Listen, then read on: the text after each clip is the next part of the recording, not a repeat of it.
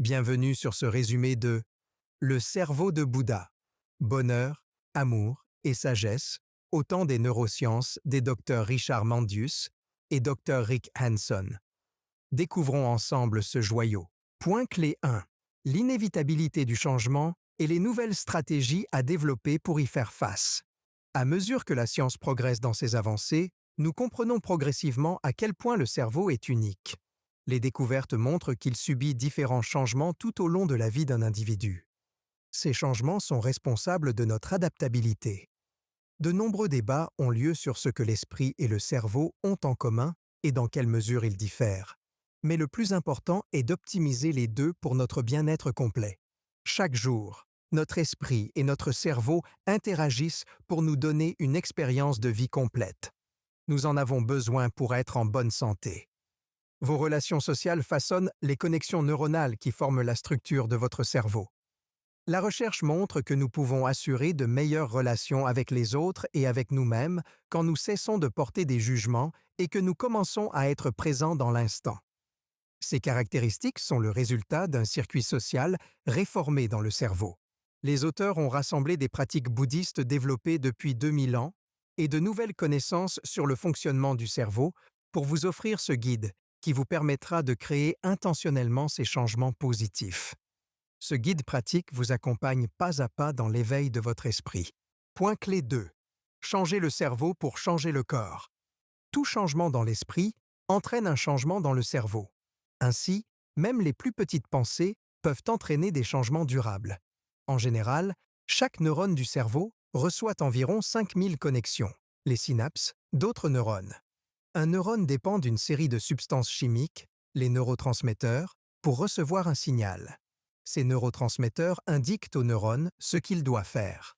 Chaque signal neuronal est porteur d'informations, et le système nerveux transfère ces informations d'un point à un autre. Enfin, les nombreuses informations véhiculées par le système nerveux constituent l'esprit.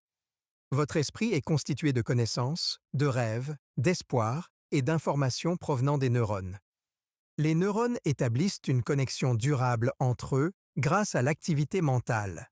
C'est ainsi que vous vous souvenez des choses. Le cerveau ne fonctionne pas de manière isolée, mais échange des informations avec d'autres systèmes du corps et de l'environnement. L'environnement joue un rôle crucial dans la formation de vos croyances et de vos expériences et peut parfois être plus important que la génétique.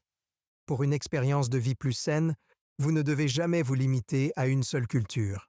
Explorez des endroits différents, apprenez de nouvelles choses et essayez de trouver votre identité. Le saviez-vous? Le cerveau pèse 2 kilos et son tissu contient 1,1 trillion de cellules, dont 100 milliards de neurones. Point clé 3. Une personne se développe quand elle s'ouvre à de nouvelles connaissances et expériences. Si vous souhaitez devenir une meilleure personne, il peut être utile de prendre exemple sur ceux qui ont déjà réussi. Les recherches montrent que les adeptes de la contemplation ont maîtrisé l'art du bonheur, de la clarté et de la paix. Il existe de nombreuses traditions contemplatives dans le monde, mais c'est le bouddhisme qui entretient la relation la plus étroite avec la science.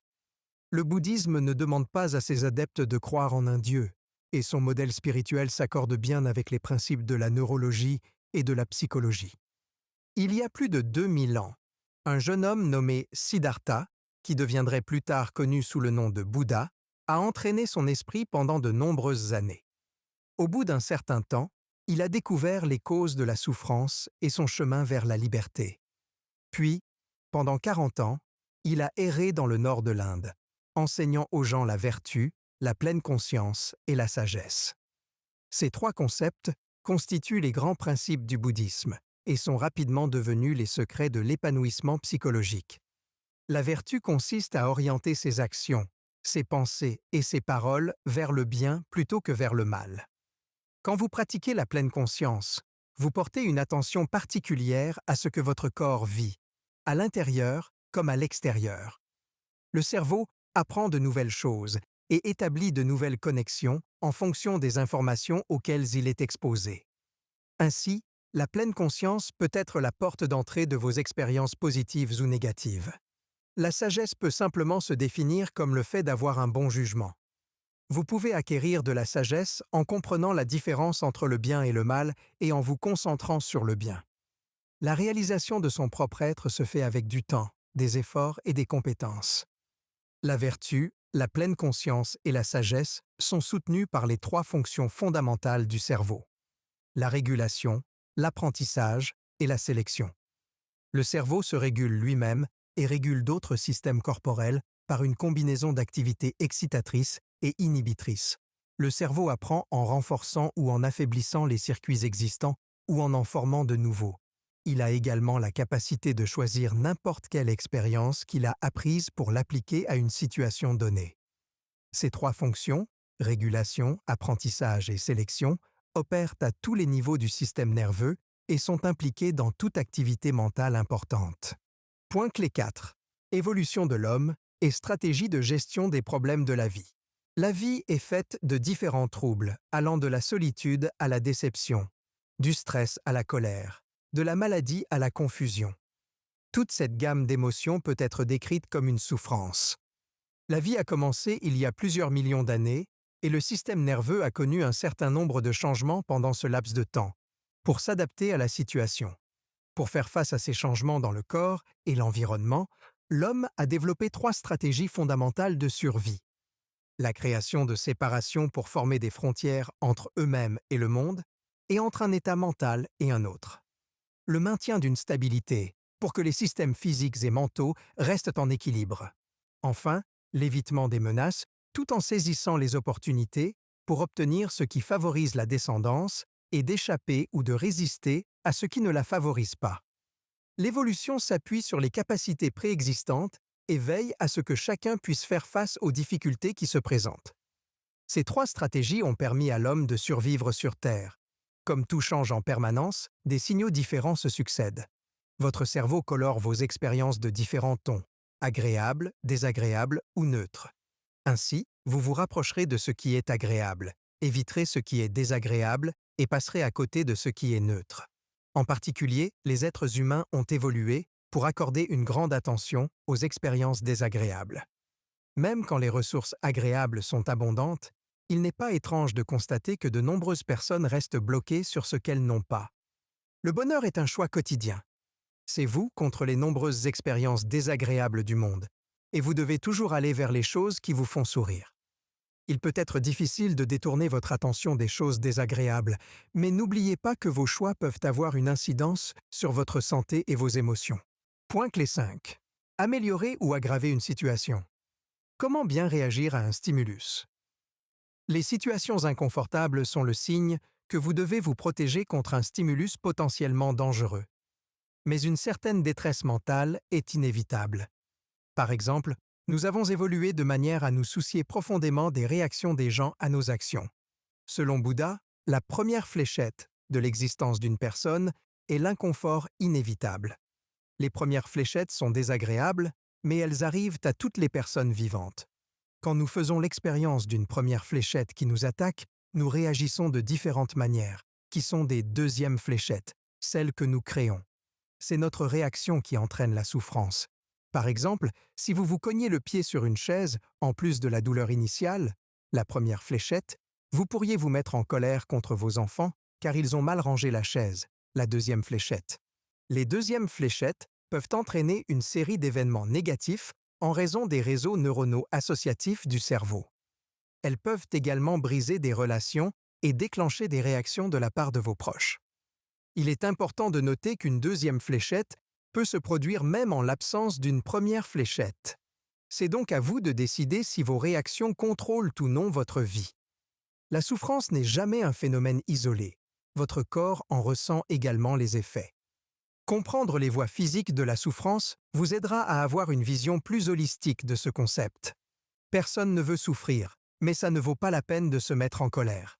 La souffrance se déplace dans le corps par l'intermédiaire du système nerveux sympathique, le SNS, et de l'axe hypothalamo-hypophyso-surrénalien, le AHHS, du système endocrinien. L'amygdale déclenche des alarmes immédiates et le thalamus envoie un signal au tronc cérébral pour libérer de la norépinéphrine stimulante dans tout le cerveau. Le SNS envoie des signaux aux principaux organes et groupes musculaires du corps les préparant à combattre ou à fuir. L'hypothalamus déclenche alors l'hypophyse qui envoie un signal aux glandes surrénales pour qu'elles libèrent les hormones du stress, l'épinéphrine et le cortisol.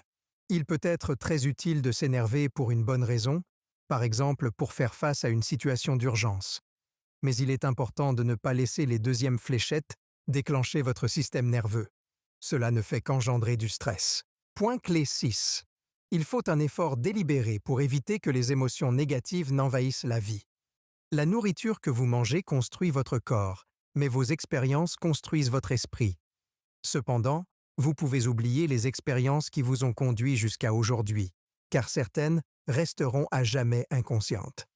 Ces pensées inconscientes sont appelées mémoires implicites et comprennent vos attentes, vos modèles de relations, vos tendances émotionnelles et votre vision générale des choses.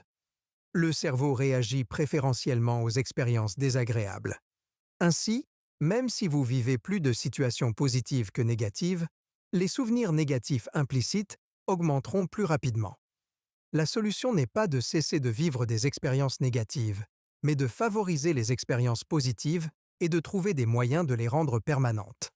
Il est possible d'y parvenir en 3 étapes. Transformez les faits positifs en expériences positives.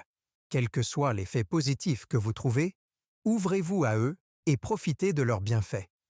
Savourez l'expérience. Plus vous gardez un événement à l'esprit longtemps et plus il est stimulant sur le plan émotionnel, plus la trace du souvenir est forte. Imaginez que l'expérience pénètre profondément votre esprit et votre corps. Restez détendu et absorbez toutes les bonnes émotions qui vous viennent. Les expériences positives peuvent guérir, compenser et même changer des expériences passées terribles. L'esprit établit des liens entre n'importe quel concept qu'il garde longtemps en mémoire.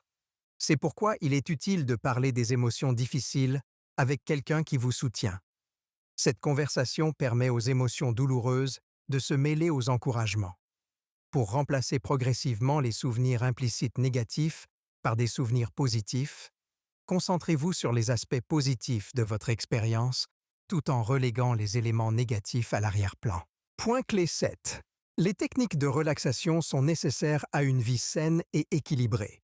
Votre corps est constitué de nombreux systèmes majeurs qui contrôlent son fonctionnement. Grâce à ces systèmes, il est possible d'utiliser le lien entre le corps et l'esprit pour améliorer votre santé à long terme. Le meilleur moyen d'y parvenir est d'utiliser le système nerveux autonome, SNA, qui fait partie du système nerveux général et est relié à tous les autres systèmes. De plus, les activités mentales influencent considérablement le SNA. La relaxation calme le système nerveux sympathique, car des muscles détendus informent le cerveau qu'il n'y a pas de danger imminent. Vous pouvez récolter les bénéfices de la relaxation en l'initiant dans des situations spécifiques et stressantes et en entraînant votre corps à se détendre automatiquement. Détendez votre langue, vos yeux et les muscles de votre mâchoire. Si vous disposez de 3 à 10 minutes, essayez la relaxation progressive. Concentrez-vous tour à tour sur différentes parties de votre corps, en allant des pieds vers la tête ou inversement. Par exemple, remarquez les sensations au niveau de la plante de votre pied gauche.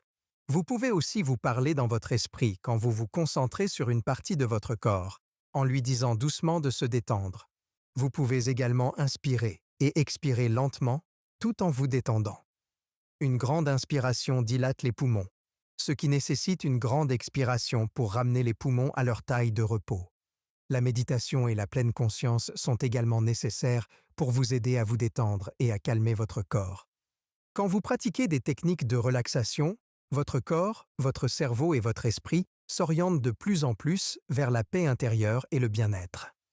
La méditation aide à traiter diverses pathologies, renforce le système immunitaire et améliore le fonctionnement psychologique. Point clé 8. Il faut de la pratique et de la discipline pour identifier les différents points d'équilibre dans la vie. Le mot équanimité vient des racines latines signifiant égal et âme. Cela signifie que vos pensées ne vous déséquilibrent pas. Les anciens circuits du cerveau vous poussent continuellement à réagir d'une manière ou d'une autre, et l'équanimité est votre disjoncteur. L'équanimité brise la chaîne de la souffrance en neutralisant vos réactions aux sentiments intenses. Les psychologues parlent de caractéristiques de demande, pour désigner les aspects des situations qui vous attirent, comme la sonnette d'une porte ou quelqu'un qui tend la main pour serrer la vôtre. L'équanimité ne signifie pas que vous devez être indifférent ou froid. Elle signifie simplement que vous n'êtes pas perturbé par les expériences négatives du monde. En vous sensibilisant aux aspects neutres d'une expérience, votre esprit sera moins enclin à attendre des récompenses ou à rechercher des menaces. L'équanimité signifie que vous n'avez aucun mal pour profiter des expériences. Au contraire, vous êtes suffisamment satisfait de vivre chaque expérience jusqu'au bout. Vous décidez également de ne pas réagir aux situations qui drainent de l'énergie. Au début, cela peut être difficile, car le cerveau voudra faire le contraire. Mais avec de l'entraînement, c'est possible. Avec l'équanimité, vous pouvez faire face aux situations avec calme et raison, tout en conservant votre bonheur intérieur. Le Dalai Lama. Bien que l'équanimité totale soit un état peu commun pour l'esprit et le cerveau, il est possible d'en faire l'expérience dans la vie de tous les jours et de la développer avec la pratique. Vos expériences et vos émotions ne vous définissent pas. Tout n'est pas votre faute. Un facteur important est que les récompenses sont éphémères et que les expériences douloureuses ne durent pas. Rappelez-vous sans cesse les raisons de l'équanimité. Vous voulez être libéré de vos envies et des souffrances qu'elles engendrent. Point clé 9. Les relations reposent sur les fondements de l'amour et de l'empathie. Toutes les relations sérieuses reposent sur l'empathie. L'empathie signifie qu'une personne vous voit vraiment tel que vous êtes et, souvent, c'est tout ce que l'autre personne vous demande. Vous êtes toujours en mesure de répondre à d'autres besoins au fur et à mesure qu'ils se présentent. L'empathie vous fait entrer dans le monde de l'autre et vous enrichit d'informations qui vous aident à l'aider.